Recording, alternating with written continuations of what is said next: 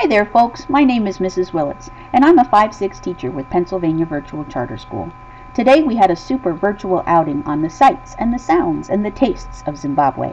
So in order to share with you the tastes of Zimbabwe, which was my presentation, I wanted to be able to show you some of the things that they eat.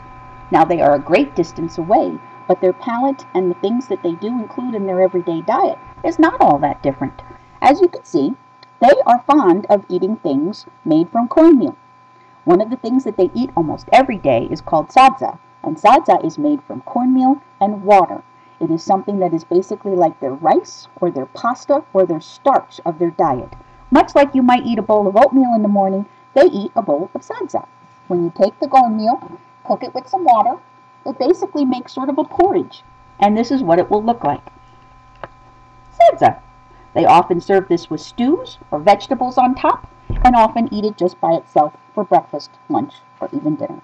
Very economical, and also can make the other things stretch a bit farther when you have sadza to put on the bottom. Another thing that they're fond of eating too is the avocado. The avocado you guys might be familiar with in guacamole, that wonderful green Mexican dip. Well, they often eat avocados sliced, or they can eat them just by themselves, and they are wonderful and nutrient-rich foods for them, and they can also store for a good period of time as well. Because remember, storage is an issue with the folks that we're helping over there in Zimbabwe with our donations and our readathon. The folks that we're working with don't necessarily have refrigerators and can't necessarily go to the grocery store and pick up something that might be out of season. They eat seasonally, they eat regionally, and they eat locally. This is another thing that they are fond of eating as well.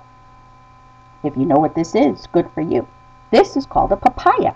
It looks a little bit like a mango, but it's much larger, has an orange flesh, and this is the thing that you would find inside trail mix, if you remember, if you've ever eaten trail mix, and those little cubes of orange dried fruits is probably papaya, at least the ones that taste very sweet.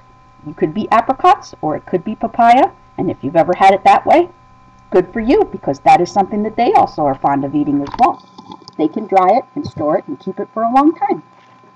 They often eat their meats fresh if they've just been able to hunt, but if they haven't, they can store their meats much like we do if we make sort of a substance called beef jerky. They can store and salt and dry their meats as well, and this can keep for a long, long time. So if you've ever eaten beef jerky, you've eaten something that somebody might have eaten over there in Zimbabwe. Another thing that they eat are cucumbers, and you know that these are fresh and crispy and delicious, and when they're in season, you can't get enough of them. And then when they're out of season, well, if you didn't make pickles, you're not going to find them over in Zimbabwe, because they'll eat them when they're fresh and ready, and then when they're not, they'll eat something else. Here's something else that they're also fond of eating too. It's a squash. And if you guys guessed acorn squash, you are right. Very hard, very firm, very thick rind on the outside, very storable, and very delicious when you roast it. Another thing that they're fond of eating are these.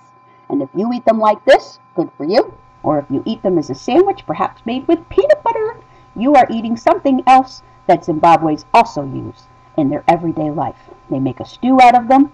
They can keep them this way for a very long time, and they're very, very storable.